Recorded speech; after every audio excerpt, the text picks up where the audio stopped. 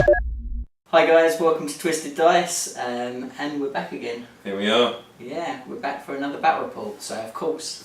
So if you haven't already, just before we even get things started, it really helps us loads. Just click on that little subscribe button. It really helps us tons. And as you're seeing things through the battle report, chuck in some comments as well. We always like to hear kind of what you think, ways we can improve it. You know, we're still learning, so it'd be good to kind of hear from you. We'll probably make mistakes some point today, right? You'll make a mistake. I'll make at least one mistake. And this is a little kind of warning, guys. So this is quite filthy. This is scale wise. This is probably a 9 on the filth. It's how we like to play, really. It's how we like to play, yeah. So there might be a bit of salt thrown out there. We'll try not to. We like a bit of salt. Me and Chris. When tensions are high. We'll see. So what we're playing today is we're playing one of the new ITC missions. Neither of us have played them, so again, more reasons why we'll potentially make some mistakes. So we're playing one we're playing the first one, just mission 1 from the ITC pack. They're all quite similar, very different. What I'd suggest, rather than us kind of go through them in massive detail, because they're pretty crazy different, we'll talk you through them as we're going, but I'll chuck a link in the description so you can go over to the Frontline Gaming page and check them out for yourself. Probably the best thing to do. Yeah. And this is a practice game for me because I'm going to the Scottish Open, Scottish Escape. I can't remember what the name of it. Again, there'll be a link below. So I'm going that in a couple of weeks' time. Really looking forward to it. And I'm trying to play my A game here, so I've been playing quite soft. I've been playing quite fluffy. Well, that's the excuse that I've been floating around. Anyway. You've won how many games of it? I think I've won about 3 games. 1 game. I've lost 1. Okay. So this could be interesting. But yes, I'm trying to play my A game. I think Nurgle are the way to do it. I think we both think that they're a tough cookie. I think they're very strong. We've got Morty in town. Of course. Because why not? And you've got a new list. Yeah. A little bit different. So it should be exciting. Should be on paper. It's quite close. Yeah, I really don't know how this is going to work out. I usually got a pretty good idea of at least how I think it's going to go. Yeah. We'll have to see. Can't math hammer this one, folks. No. So hopefully enjoy it because it's. I think it's going to be fun. Yeah. And we'll have a look at the armies. All right. So this is my exactly 2,000 points of Nurgle demons with a little bit of Death Guard in there sprinkled and a slight little bit of renegades as well. So it's a little bit of a mixture, but going along the theme of Death Guard and Nurgle is kind of what we're going for. So what we've got 2 battalions and we have a Supreme Command detachment as well. So we'll start off with the battalions. So in 1 battalion we have a Herald of Nurgle and we have a 2nd Herald of Nurgle as well. And then for their troops choices we have 3 units of minimum Nurglings. Pretty good for this mission. They're going to be great at potentially restricting deep striking and kind of infiltrating, as well as potentially grabbing some objectives and holding some ground. So pretty cool there. And then we have in the heavy support, we have got 2 of the heavy hitters. We have 2 decimators. Both of them have their C cannons, C striking with their C beams. So pretty good units as well. Don't see them very often. I think they're a bit of a hidden gem. We'll see. Yet to really use them, so we'll see how they fare today. But a decent unit, and hopefully they'll do some work. So that's the 1st battalion. In the 2nd battalion we have Epidemus. So anybody that hasn't come across Epidemus, basically he builds up a tally for your Nurgle units. So every time the little Nurglings there representing, so every time a Nurgle demon kills a unit, you get 1 for your tally. And as that tally builds up, you get extra buffs, which are army-wide buffs for every Nurgle demon.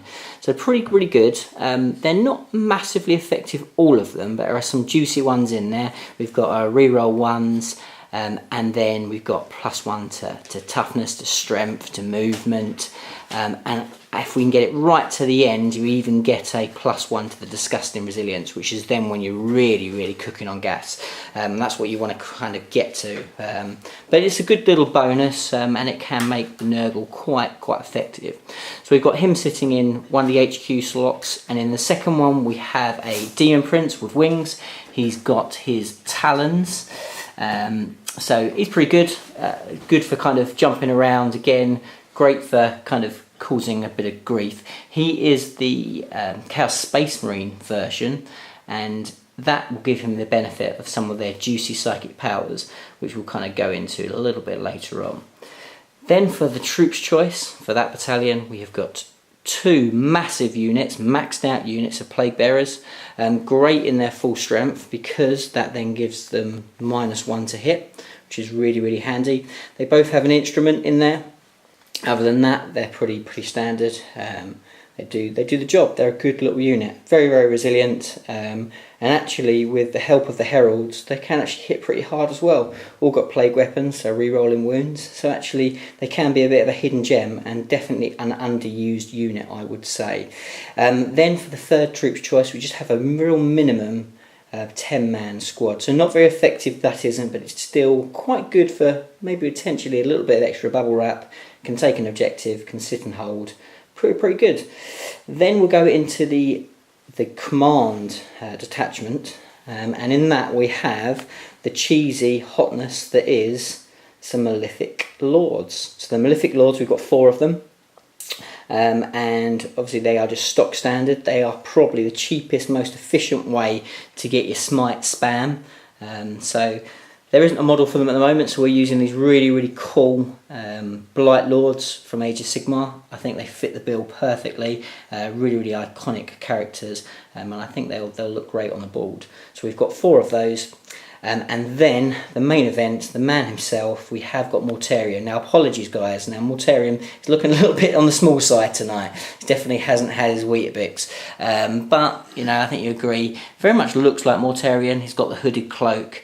And I think he fits the bill quite nicely. My Mortarion is work in progress at the moment, and rather than stick a half-painted model on the table, I thought you'd more appreciate to see something that's more befitting Mortarion, the big man himself. So anything to do with cover, we will obviously state it that he can be seen, so it's pretty clear. Both me and Chris have agreed it before the game, so there shouldn't be any issues with him at all. His base is obviously slightly smaller as well, and we'll just give a little bit of common sense when it comes to that, but it does then give me an idea of how this list will factor and work when it's at full strength.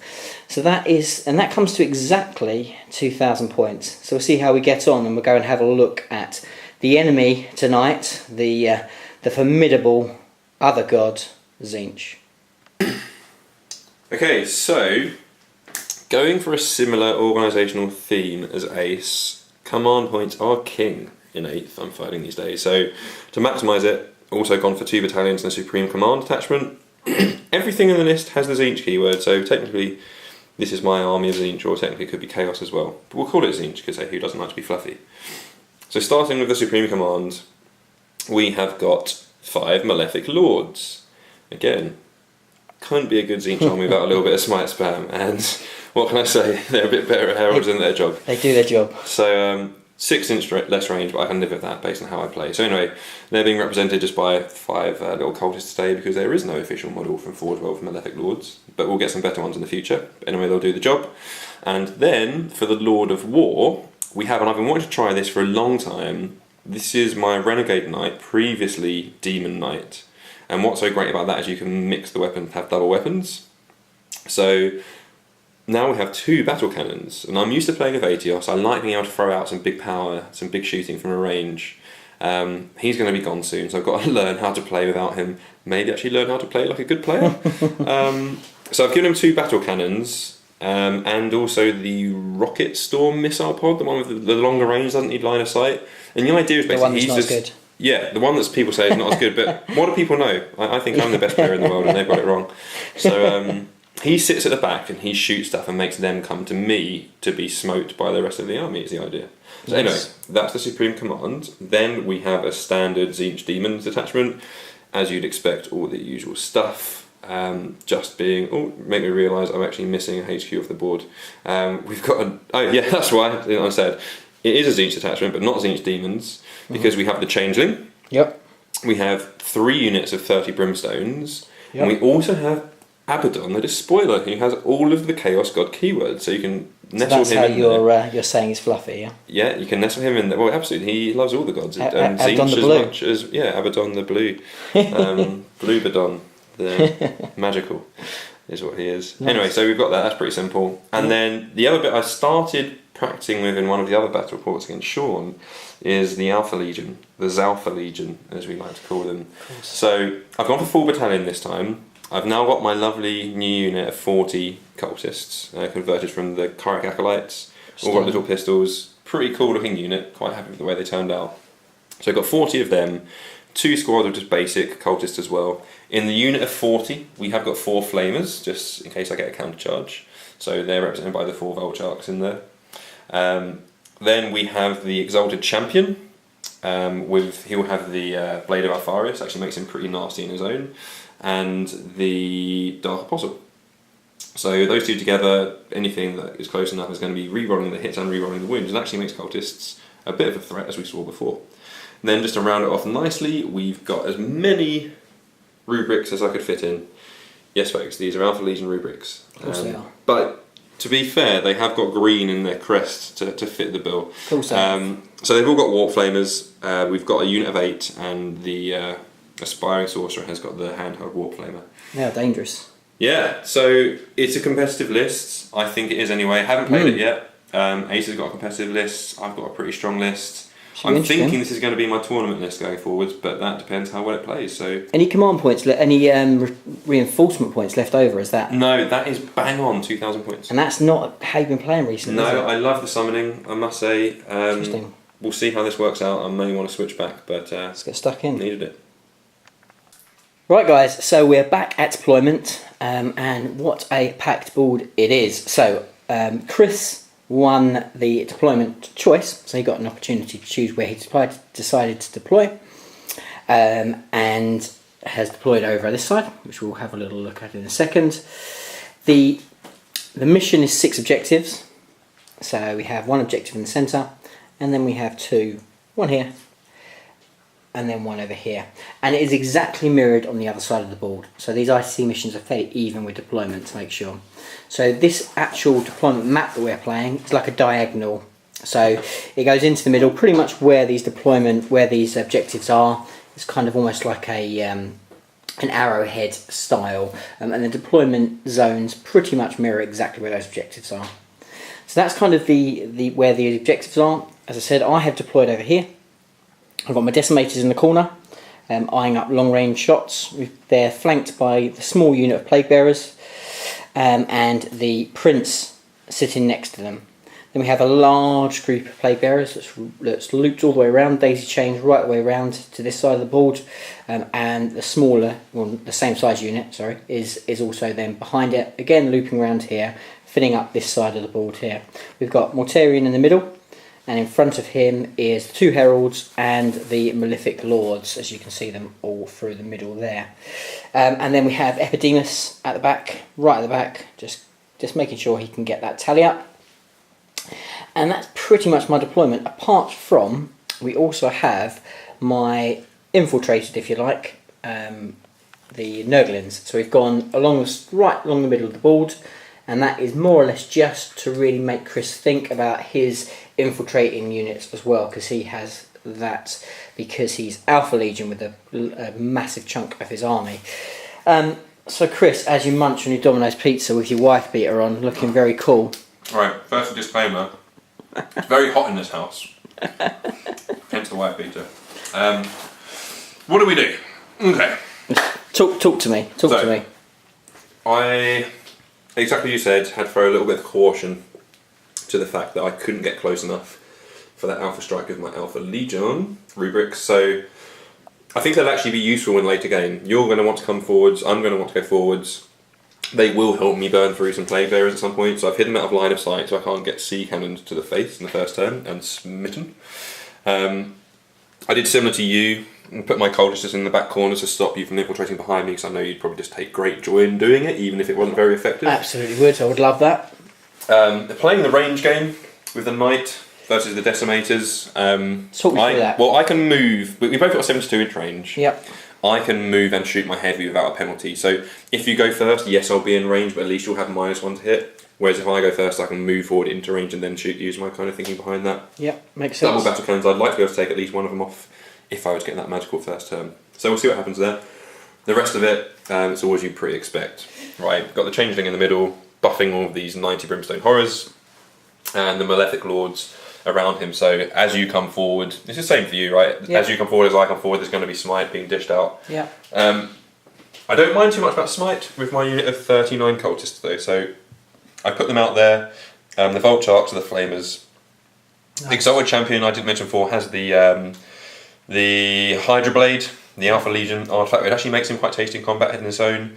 And the what's he called? Dark Apostle makes them, not bad in combat. So if I get first turn, I'm going to do my best to dispatch some get a little bit of a charge up against the Nurglings. Yeah, might even potentially get into Plague Bearers. Shall we do said first turn roll? We will do. Just before that, I'm just going to quickly do a little bit of housekeeping. So my warlord is the a herald with a few more spots on his face. He was bullied at school and he's taking it back with the warlord. Rose up the ranks, and he has got the additional save. So he has his 5-up demon save followed by his 5-up disgusting resilience, and then a 6-up save for his warlord trait, which is pretty tasty.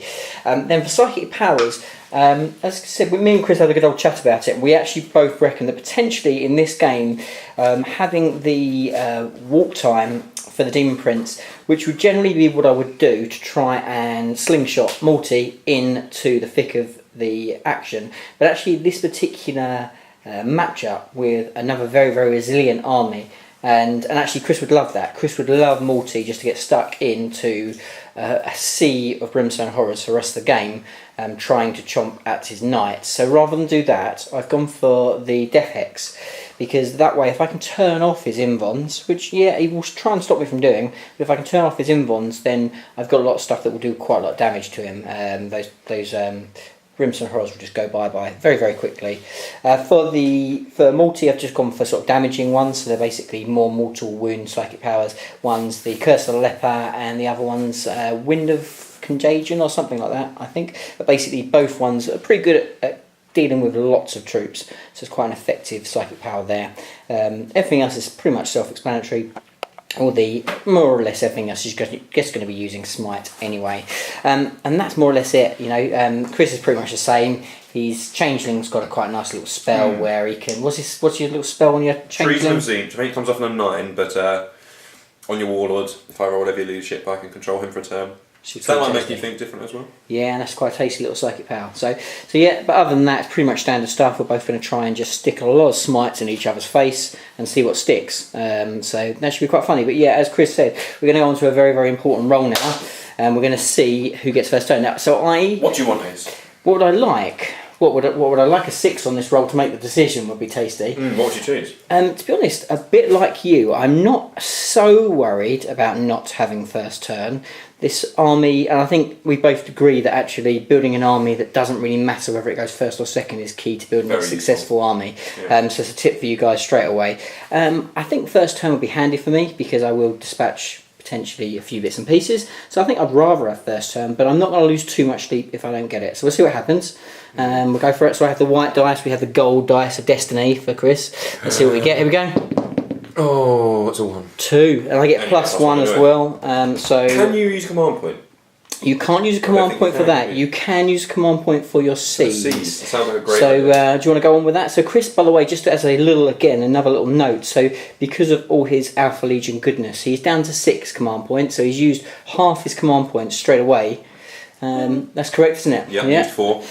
Useful. Cultists, 2 characters, and my rubric, which I ended up putting in my own deployment zone. There we go. So So that's kind of how it stands at the moment. So he's gone down quite a few command points straight away, but he's now going to have an opportunity. First of all, to see if he can seize. So you don't need to actually.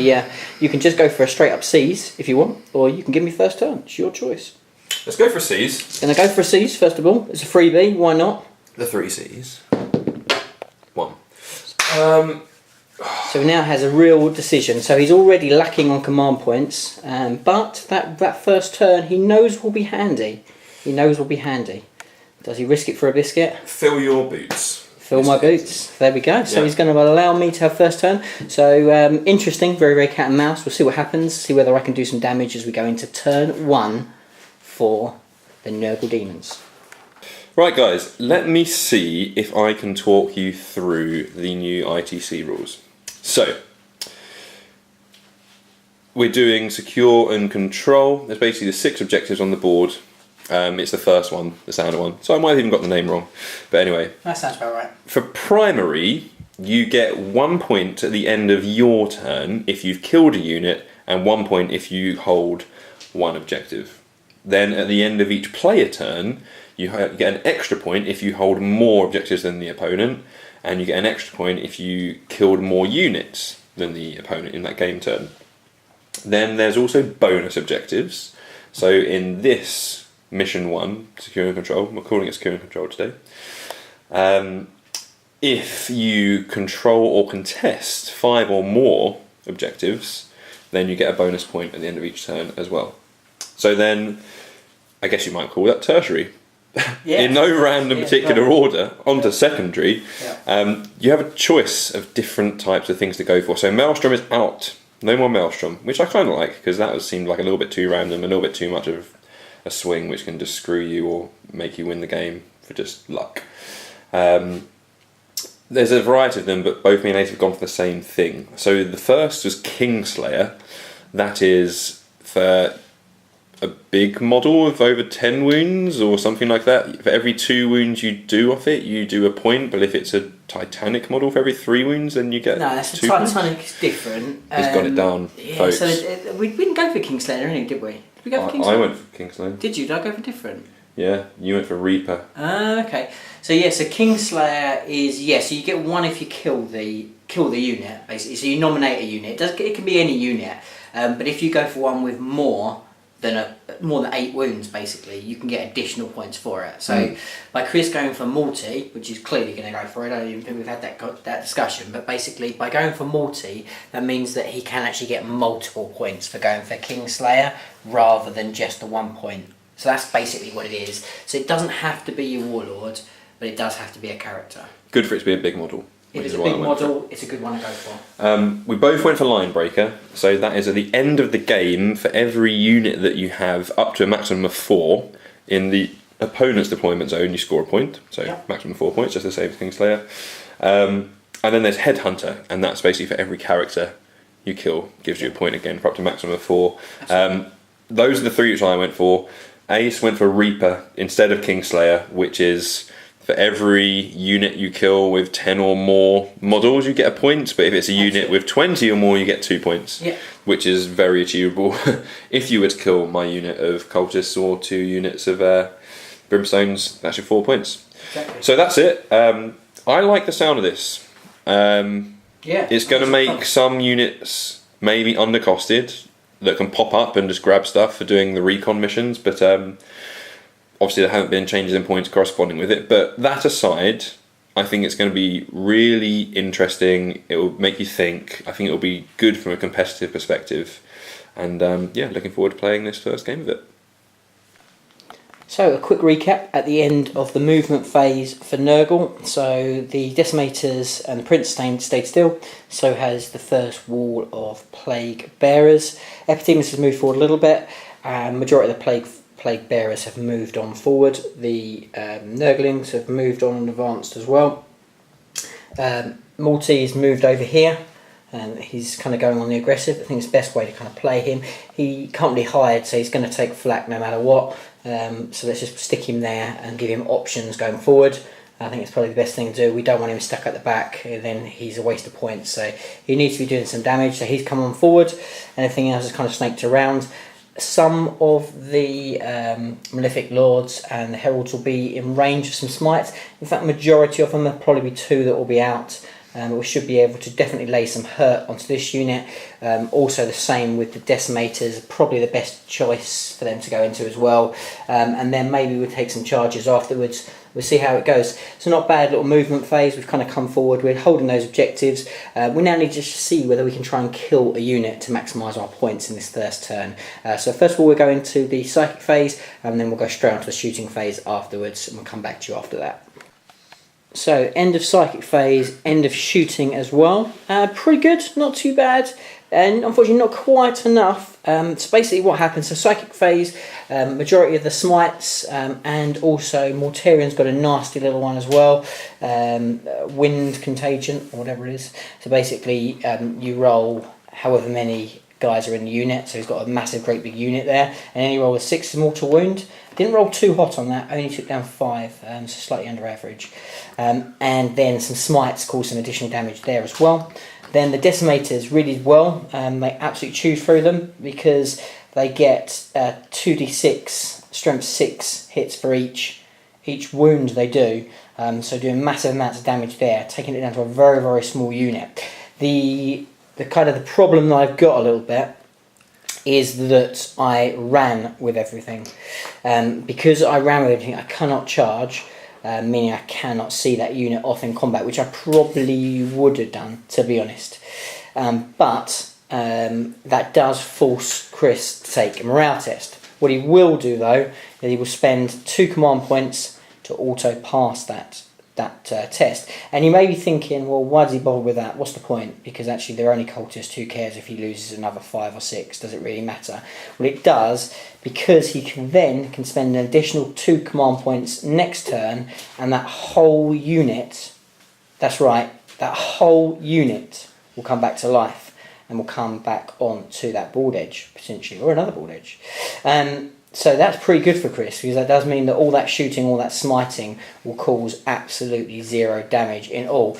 But it does mean that he's going to be a total of 4 command points soaked up by this initial turn. So we'll take that. Ultimately, that's not a bad shout, because it will then whittle Chris's command points down. I've used a couple as well. So I used one to get my run a little bit further, and then I used one to try and increase the amount of hits with the decimated shots.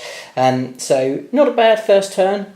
I have not killed a unit, but I will gain 1 point for taking 1 objective, and I'm currently sitting on 2. So that means that Chris can potentially take that one from me, because he potentially will take more objectives than me, but we'll have to wait and see. So we'll now go into turn 1 for the Tzeentch. So, recapping movement, yeah, that's a word. Recapping movement of the Tzeentch turn 1.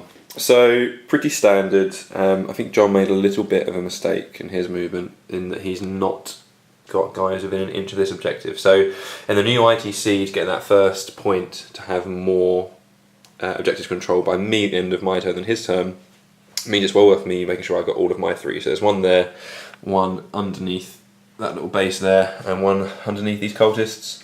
So I moved forward quite conservatively. I just want to be in range of actually smiting something. It's going to be Nurglings anyway, so I've got some Malefic Lords in range of that one, and some in range of that one in case I do exceptionally well. It's all pretty standard. As according to the plan, the knight has moved forward to line up some shots on the decimators. My strategy is revolving actually a lot around this mob of cultists. Our armies are really similar, but this is kind of like the one difference I have at the moment. And John made me burn through 4 command points basically, so I used my 2 command points to pass morale at the end of last turn. And then at the end of the movement, I used another 2 to bring them back in at full strength. Obviously, still 9 inches away there. Abaddon's come down now, so I'm not going to have to use another 2 points to not take the morale. But that means I've only got 2 left. So I can't do that for much more turns, really only 1. And really, my question is, do I be greedy and try and kill 2 decimators and split my fire? That would be pretty optimistic. Or just try and kill 1 and then start doing some work with these cultists. And believe me, with command points, with the aspiring Exalted Champion and the Dark Apostle, with re-rolling to hit and re-rolling to wounds, they can do some real work in combat. So that's the idea. Obviously changeling in the middle, doing your bubble, and that's it. So we'll go on to Tzeentch, Psychic and Shooting. Right, so to summarise the Tzeentch Demon's turn, not a lot materially happened. Well, actually, I'll take that back. So we started off doing some potshot shooting from this unit of cultists here with some big loads of pistols. Managed to whittle down those Nurglings. Also, Abby, actually quite a tasty little shooting attack, doing 2 wounds each, plus the Exalted Champion and Dark Apostle. Did some damage on them. Not going to be enough to make them take morale, so we didn't do that. Then for the smiting, I really rated that I could take off this unit of Nurglings, but I only managed to take 1 off and get 1 down to 2. Then with my 3 heavy stubbers and my missile pod, I thought I'd get rid of them. John rolled pretty hot on his saves, and there's still a unit there with 2 wounds left, but he is going to have to take a battle shock on a 6. They could run. Let's do it now. Let's do it now. Let's do it now. Live action. It's definitely The not opposite. 6. Does that mean I come back to life with fine. all of mine, yeah? Not in these days, my friend. Really? No. Go on. That's good old 7 for your Tzeentch. And then I put everything else with my double battle cannons. I thought I'd be safe against 1 decimator. Despite some good saves, managed to get through, do 12 wounds on him. He blew up. John already used a command dice in that phase, so he couldn't reroll that 6. I managed to take 3 wounds off the decimator and another 2 off the Demon Prince, which is a nice little Brucey bonus. So, to conclude, as I said, still not much difference off the board, except for maybe that decimator, but I do hold 3 objectives, so I get 1 point for holding a objective. I killed Error on my behalf. 1 unit, which puts me to 2. Then because I killed 1 unit, I killed more than John in the game turn, so that puts me to 3. And because I control more than John in objectives, that puts me to 4. So that's 4-1. Neither of us have any secondary, and there's definitely none of the tertiary in having 5 or more controlled or contested. So going into John's turn 2, it is 4-1 to Tzeentch. And yes, John made a mistake. Yeah. Boop. Okay, so the end of my movement phase. So again, the missions don't change each turn. I need to hold an objective and I need to kill a unit in my turn to make sure I maximise on my primary scores that I can score. So that's got to be my go-to mission this turn. Also just trying to go for some ball control, make sure we take that middle ground. It's very much a stalemate with the horrors versus the plague bearers. It's pretty much anyone's guess. Both going to be like -1 to hit. I hit him slightly harder. He's probably a little bit more resilient. I think the plague bearers are probably slightly better, but then he does outnumber me. So we'll see. That's going to be a very, very boring combat if it happens. We'll just have to see. His smite train is pretty much better positioned. It's right in the middle. I'm a little bit lagged out to this side, which won't help me that much, but I do need to try and do some work into this, because obviously he has Abaddon in there, and he's got some characters as well. It'd be really good if I can do some work in there. That'll help me a lot. So that's kind of what we're going to go for. I'm going to try and do some work here, but also with just 1 decimator left, I'm thinking that potentially the cultists up the other side, where there's only 10 of them, that will probably be a better bet for me to unleash into those guys. Got a better chance of me dealing with them and killing them all. Then we'll automatically force him as well to use his last 2 points to make them auto pass, which you probably want to do to save me from getting those points. We'll just again put the pressure on. So I think that's all I can kind of do at the moment. We have got Multi. He's now ready to pounce. I think I'm going to try and do what he does best and just steamroller in a second. So I reckon I can see off this unit with the combination of Smite and Multi's powers, and then with Multi running in and scything these guys down. I reckon I can kill them. Obviously they are going to kind of automatically pass with Abaddon, so maybe I won't. So.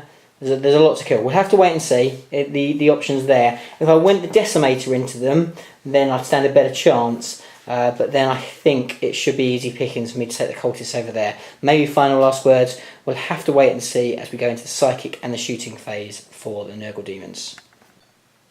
Okay, so end of psychic phase and end of the shooting phase, and a really good turn of events for the Nurgle Lord.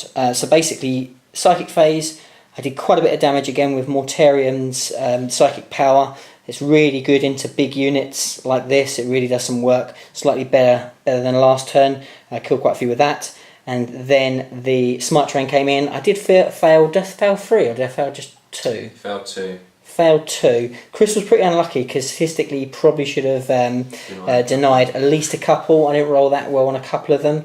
But he failed to deny everything, and I did do some more damage there. So I've taken that unit down to half strength now. So that's pretty good. Just out of range to throw his Phosphatic Bomb into them, which would have done some serious damage, which is a bit disappointing. So there was a real difficult decision because I potentially could have done some real work with a Decimator into that unit, but I decided the best thing to do was Decimator into the unit of cultists in the far end, and I rolled pretty hot and did what he does. He decimated them, killed every last one, which is pretty good. So that will give me my 1 point for killing a unit in my turn, which is great.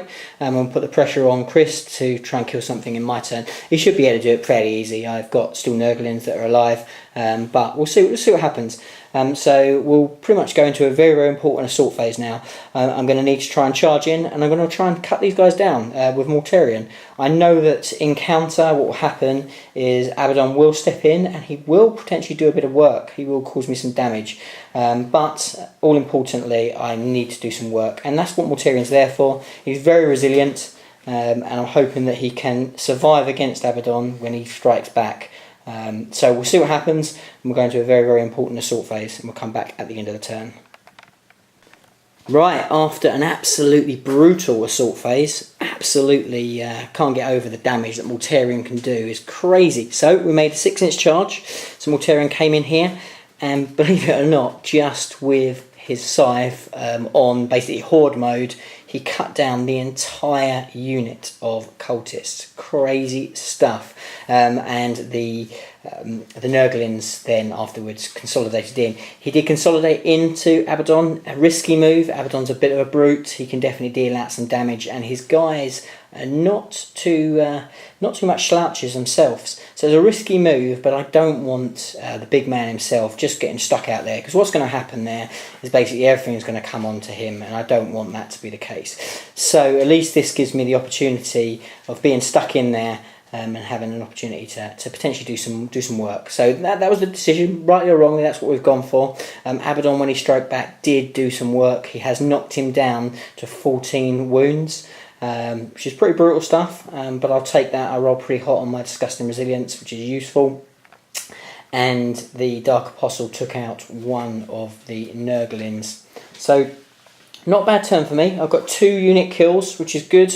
And now we're fighting it out with one of the baddest asses in the galaxy. So we'll see what happens now as we go into an exciting turn 2 for the Tzeentch. Right, Tzeentch movement phase. Wasn't expecting that last term. I'm going to have to do something about that.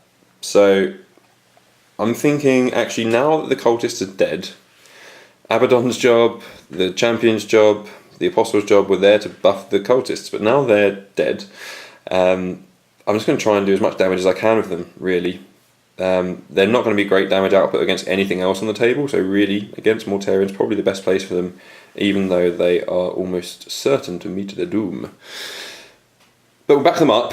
We don't want Mortarion coming out of combat and then smashing up everything else, so we'll try and bog him down with some brimstones. So that's why we've moved them a little bit closer. We'll try and get some smite off as well, so that's why we've got quite some poor runs with the Malefic Lord, so not all of them are going to be in range to smite what I want, and the Changeling, but to try and do a little bit more damage on Morty with that. We're still going to be wanting to take out the Decimator with the Knight, but I want to position him well so that I can do some damage on Mortarion, possibly with an optimistic charge, if I kill him in the shooting, but we'll see about that. Actually, that's never going to happen because I bubble wrapped him. Keeping the rubrics where they are, I fancy they'll be still good late game. Once I get rid of that Decimator, they can pop out and they can really start hurting some of those Plague Bearers later on. And the rest has really just moved to hold all the objectives. So we'll go on to Psychic and Shooting. So, Tzeentch, Psychic and Shooting. I hope to do a little bit better with the smites. Only in the end, just about managing to grind down that one more base of Nurglings. I got a few through, but I kept on rolling ones.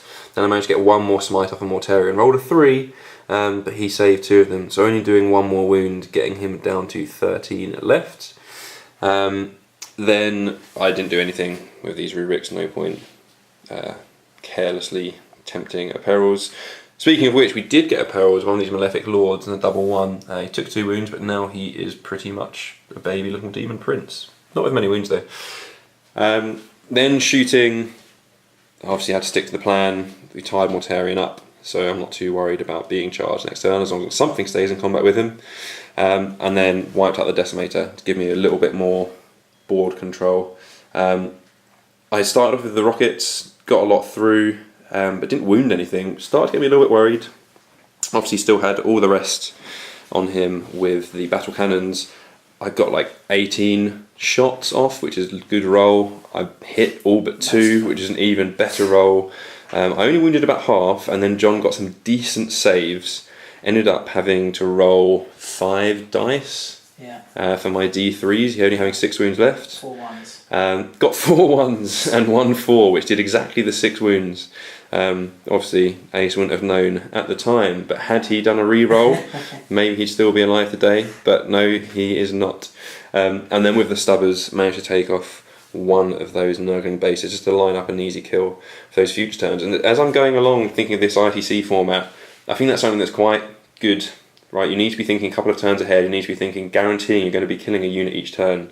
So not completely killing something. So that turn, killed the Decimator. Next turn, I want to kill this unit of Nurglings. Next turn, I want to kill this unit of Nurglings, just to keep those points coming through. But anyway, that's what's going through my head. Now we're going to try and charge to make sure that Morty stays tied up. And we'll let you know how it goes. Right, end of the assault phase. As expected. I mean, actually, despite some pretty good rolls, it probably would have been closer. But Abaddon, the Dark Apostle, and the Exalted Champion went down. John keeps on rolling those 4-ups and the 5s and 6s to do those mortal wounds flat off. So before Mortarion even struck, Abaddon was down to half his wounds. But then, yeah, finished them off. So I'm pleased I did manage to get the Brimstones to tie him up, because otherwise he would just run rampant and there would not be much of substance left on the board at this stage. But we fortunately still got the Knight to put some damage output on. So summarising end of the turn, we both got our points for killing a unit and holding enough objectives, or holding one objective. John definitely killed more units this turn, as expected. So that puts that up to 6-4 to me. But obviously John is definitely going to be starting to run away on the secondaries with the Headhunter. He's killed 3 of those characters now. Yeah, it's probably about even, but we'll tally up the secondaries at the end, and still no one's got a tertiary. So going in... Oh, we should mention as well, John did use up quite a lot of command points. So I've got 1 left. I tried to save Abaddon.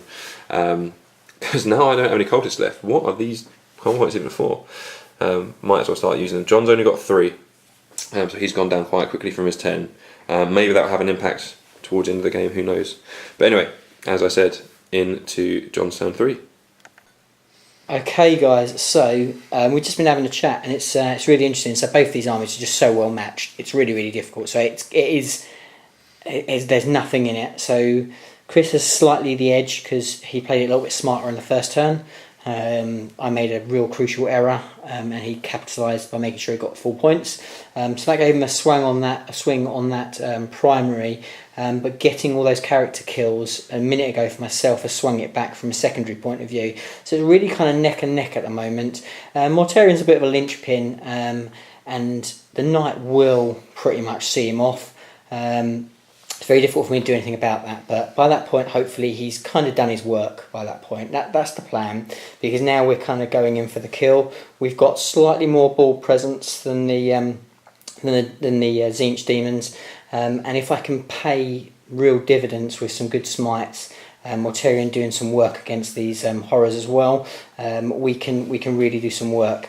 We've also got the Prince now who's come into action, and just reminding you again, beginning of the game, he has got Death Hex. Now obviously he's a long way off, but because of the tally, and we were talking about that again at the beginning of the game, but just to kind of give you a recap of where we are. So these Nurgles now are rerolling ones, so rerolling all ones full stop. They have +1 strength, +1 toughness, +1 movement, so they are moving pretty quick.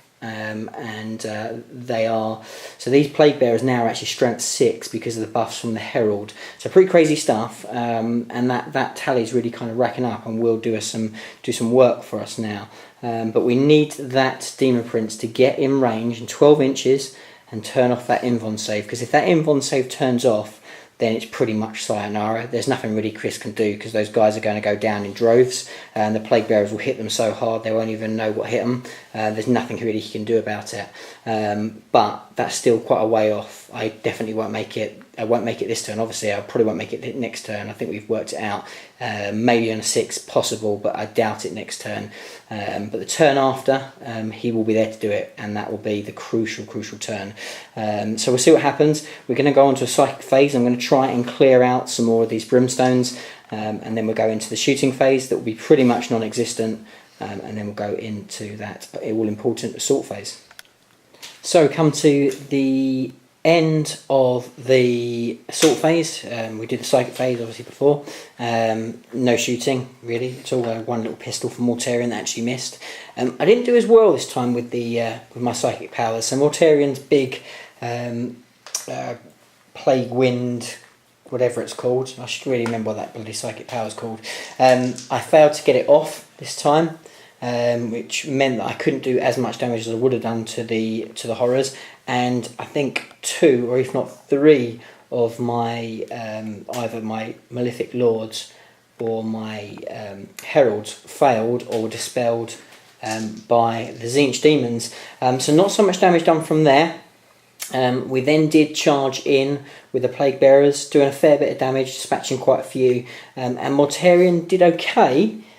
Chris absolutely saved like a boss, saving majority of the damage that Mortarion put out, which was pretty crazy stuff. But that was enough with Battle Shock to kill another 9, was it?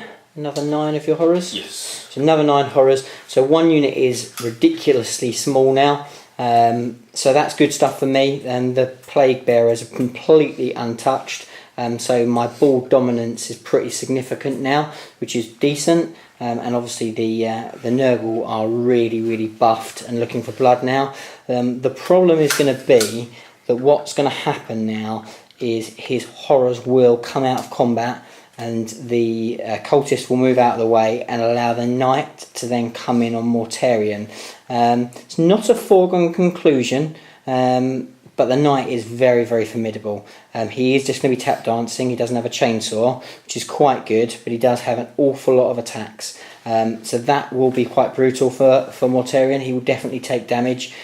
He's probably going to be alright with smites, just kind of because where everything is. He'll try and do a bit of jiggery pokery and try and move things around, no doubt, and try to put some smites on him. But with the plague bearers where they are, he's going to struggle potentially to get all of them, if not any of them, into smite range for Mortarion. But all to play for. But on the scoreboard, not so good for me. So I did get my objective, so I hold all 3 of my objectives still. That's going to carry on all game, we no doubt, for both armies for the foreseeable. But the big thing is that I didn't manage to kill a unit. And that's the problem with overkilling in one turn, as Chris kind of mentioned earlier on. I've not given myself that much. So obviously we have got a small unit of horrors, which hopefully I can kill, but I'm not going to kill it in my turn, I doubt. And that will mean that Chris will kill more units this turn potentially than me, which will give him a point against mine. So that's where it becomes a little bit clever with this ITC missions, and you have to kind of, it's not just all about, so we were discussing a minute ago how it's all just about kill. Actually it's about being clever with your kills as well. So there's quite a lot to it, and there's still quite a lot to play for in this game. It's very close. This will be another crucial turn, so we'll see what happens as we go into turn 3 for the Tzeentch demons. So, Tzeentch turn 3 movement phase. I've kind of concluded Mortarion needs to die this turn. and if he doesn't, I'm in a lot of trouble. I'm going to put everything into him, as much smite as I can, as much shooting as I can, even charging with the knight if necessary. If he goes down, I think I've probably got this game. That's going to get me a lot of my tertiary points. As John said, I'm starting to creep away in the primary anyway, and just being able to make sure I kill one reliably each turn. So if I can kill him, that's going to put me ahead 2 in those points. That's getting me the Kingslayer as well, so it's going to look good for the demons. And that's why I've moved everything as far over there as possible. I was hoping I'd be able to get some of these almost forgotten rubrics out and doing some damage on these plague bearers. They're still just out of range, but that'll still be a good little deterrent for him to come any closer and then try and take away my objectives. But that's pretty much it. I've got my objectives reasonably well covered, don't need to worry too much about that. And let's see if we can get rid of this absolute beast of a man. Right, so end of Tzeentch turn, you will notice first thing that Mortarion is still on the table with 1 wound left. Yeah, put absolutely everything I could at him. I just got some absolutely shocking wound rolls in combat and in shooting. But then again, I did get pretty lucky with my smites. I think he definitely should have gone, right? Everything going at him with only 9 wounds left. Yeah, he should have died. That should have been it, but it's going to make the game pretty interesting. He's hanging in, even hitting back. He doesn't really degrade, so he just took the knight down to 4 wounds straight off the bat with some good rolls. So the knight is going to die next turn, and then it's just going to be who can smite. No, Mortarion will end up living, which will be interesting. But we'll see. I expect that will be the tail of the take. But going into Nurgle turn 4. Right, so into the end of movement turn 4 for the Nurgle army.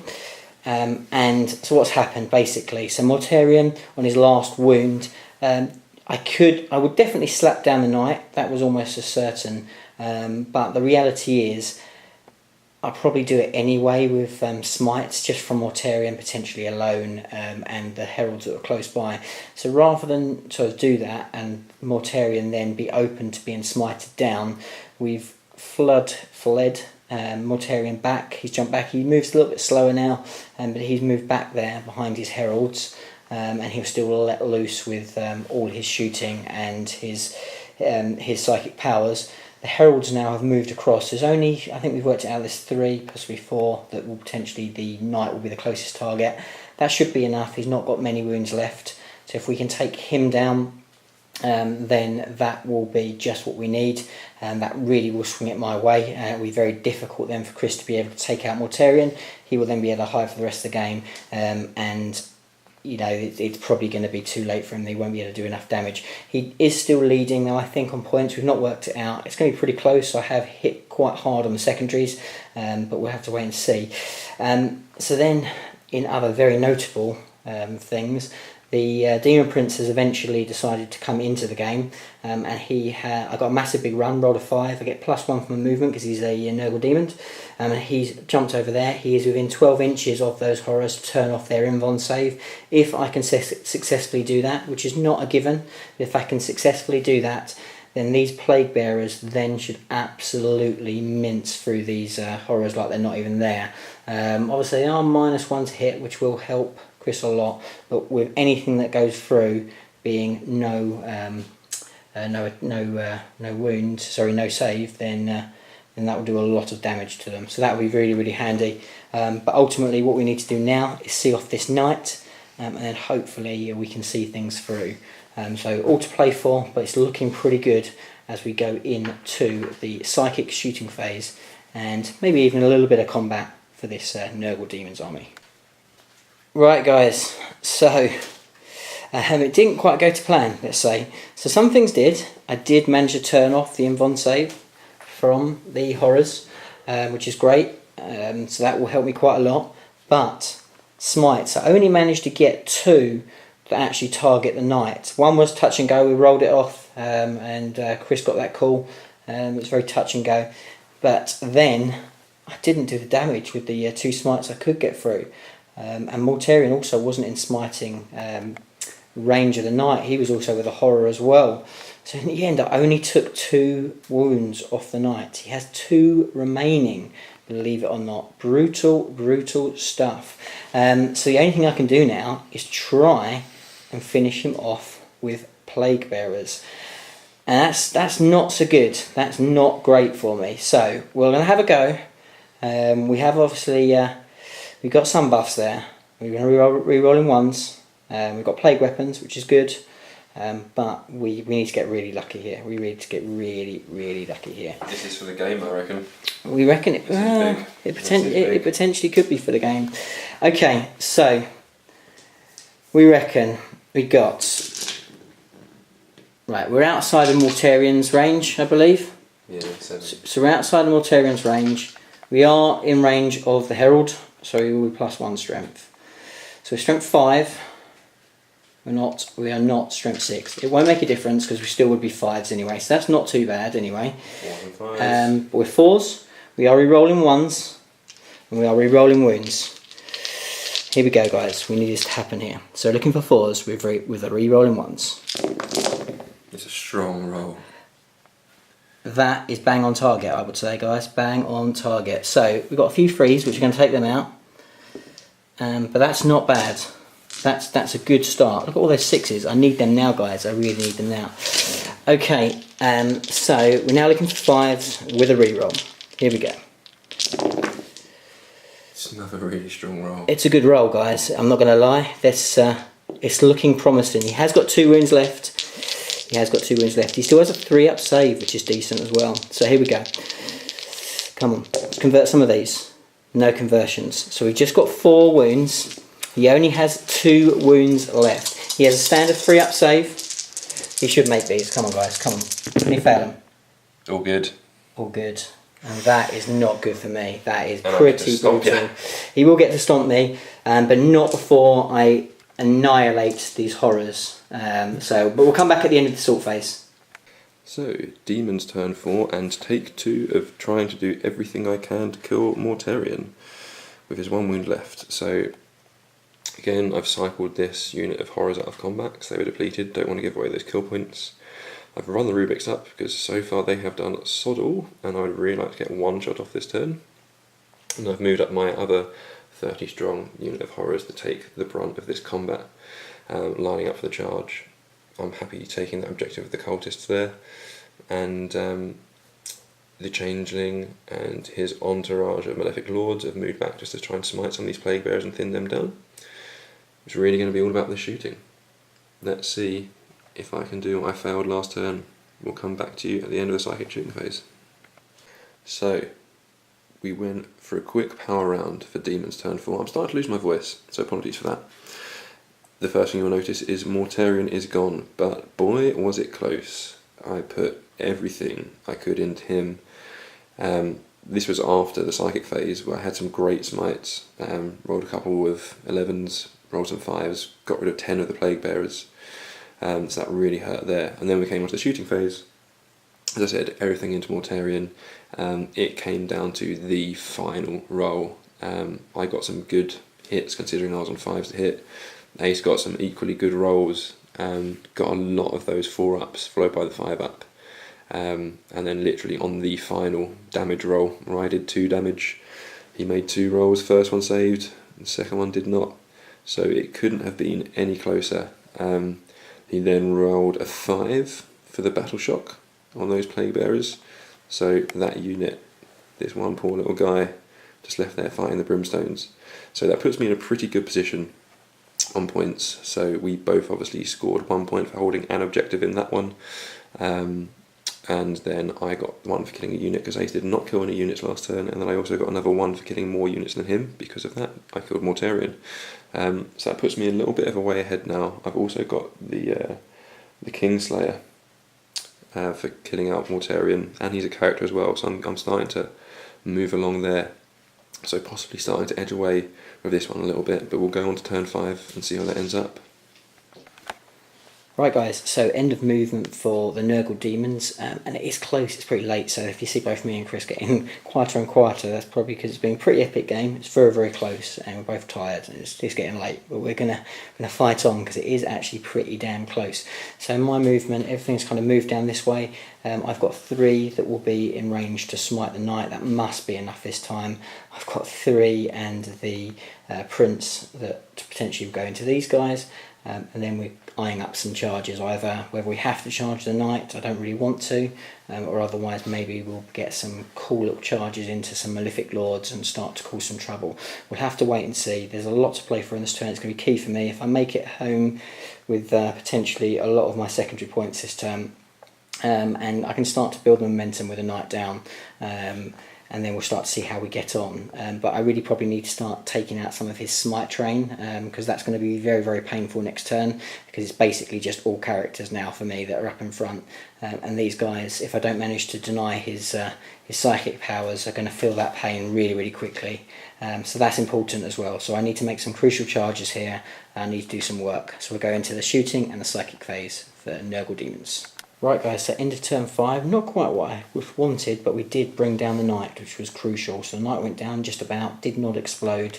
The prince charged in here. I managed to get in on one of his malefic lords and onto the cultist. I was hoping to at least kill one malefic lord, didn't manage to pull it off. 4 up invulns, pretty tasty. They really didn't do as much damage as I would have hoped to have. So that was a bit of a pain. He's down to 2 wounds. Chewed through most of the cultists with the rest of my attacks. But still 2 left. He managed to do quite well on his battle shock, so just 2 left. Didn't manage to kill any more units, which was frustrating. But still all to play for. It's pretty close. Primary, Chris has definitely got it. Secondary, looking pretty touch and go. The smite train's going to hit me pretty hard now. Demon Prince will probably go down. I need to get get very, very lucky with my denies. Otherwise we could be in deep trouble here. But the counter will be quite good. He will try and lock me up, no doubt. But definitely all to play for. I've got a lot of units in his deployment zone, which will help me out quite a lot. His nasty rubric marines that have done nothing are a long way away from any type of action, and I'm sitting pretty on the objectives. So we'll see what happens as we go into turn 5 for the Tzeentch Demons. Going into Tzeentch turn 5, this just shows you how tight the game is, because this is literally all I have left on the board. But it's a nice, tight, elite little unit. Oh, of course, these 2 squads who have run away to stop Ace from getting any points. Expect to see a lot of that, I think, in this new ITC. You don't want to be giving away those kill points if you can avoid it. So we've got this nice line of Malefic Lords and Changeling, hoping to see off that Demon Prince. I've got some rubrics finally in range, yay, to flame some stuff. And then to smite as much as possible of his contingent of Malefic Lords and Heralds, so a good roll here should see this away, but that is not a given, so we'll see how it goes in the psychic and shooting phase. As I said, it was not a given. Managed to see off the Demon Prince, but we whiffed the rest of the psychics, not even managing to finish that Plague Bearer off with the Marines, with the rubrics, and that would have meant I would have got the extra points on primary, which I didn't. So we're going into the final turn now. It's pretty tight. This could go either way. Okay guys, so quick summary of turn 6 for Nurgle Demons, and man, it is damn close and it's swung both ways heavily. So I've dashed in to try and get Line Breaker. I've managed to engage an awful lot of the Brimstone Horrors with Malefic Lords and the Heralds, and actually I've done pretty damn well. I've actually dispatched the Changeling, and I've put some serious work in killing all but 2 after the battle shock of the Horrors. Unfortunately, with me not killing those 2, that will really kind of hurt me, because I've only managed to kill just the 1 unit this turn. So I'll get my point for it, but I really needed 2 to kind of stand me any chance at all. But saying that, Chris now will have his ultimate chance. They've waited all game long to do something, anything. And now they've got an opportunity to hopefully, for Chris's sake, toast some Malefic Lords and the Heralds. So we'll see what happens. I could get absolutely lucky, but I think now with weight of dice should be on Chris's side. He should be able to finish off these guys. And we'll see what happens now as we go into the very final turn of the game. It's all on a knife edge. just about with Chris, but we'll wait and see as we go into turn 6 for the Tzeentch Demons. Right guys, and the weary voice. It's been an epic struggle and a battle, but it has come through for the Tzeentch Demons. So in the last turn, as kind of expected, the Smite Train came in hard and heavy and saw off the Malefic Lords and the Heralds. Not before the actual, I'll tell you what, the stars, the little brimstones that were depleted, rolled like 2 6s in a row, and then the other one rolled a 5, denied one of them, so that really kind of hurt a lot.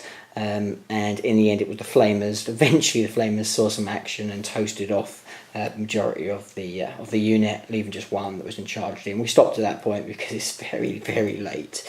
So when we summed it up, so from, as I said, going back to these kind of missions. So on the primaries, Chris beat me 15 to 10.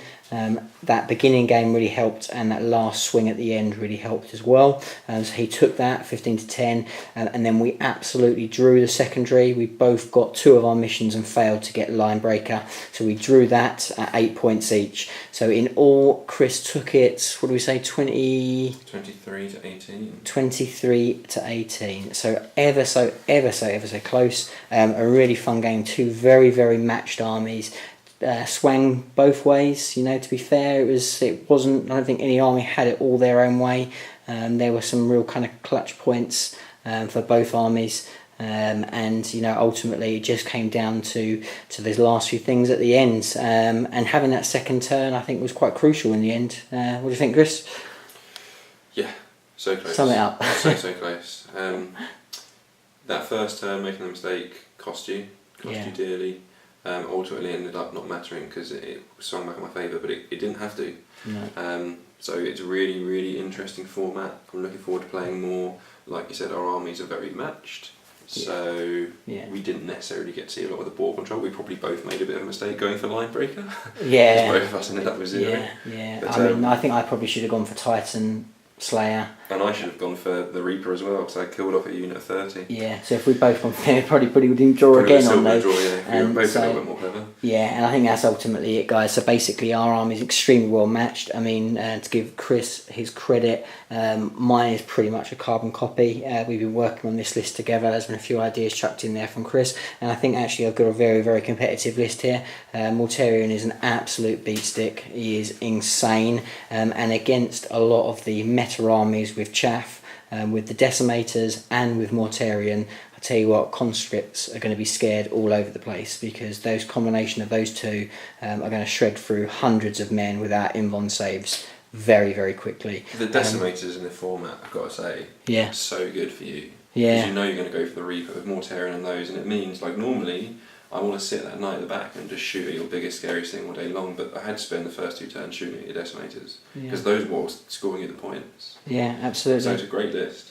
Yeah, do well. Yeah, I'm really, really happy with it. That tally really does kind of rack up, and it proves it's worthwhile. He does his job, pretty effective. Yeah, really, really good list. Really, really pleased with it. Looking forward to playing more games with it. I'm actually probably don't need to tweak it very much. I'm pretty satisfied with it. We'll go back to the drawing board and see whether we can squeeze any more productivity out of it. We'll wait and see whether we can make it even more cheesy, and I'll let you know how I get on. But thanks very much for watching. If you're still watching now and you've stuck in with us, appreciate it. Please do like, comment and subscribe, and we'll see you in the next video. Bye for now.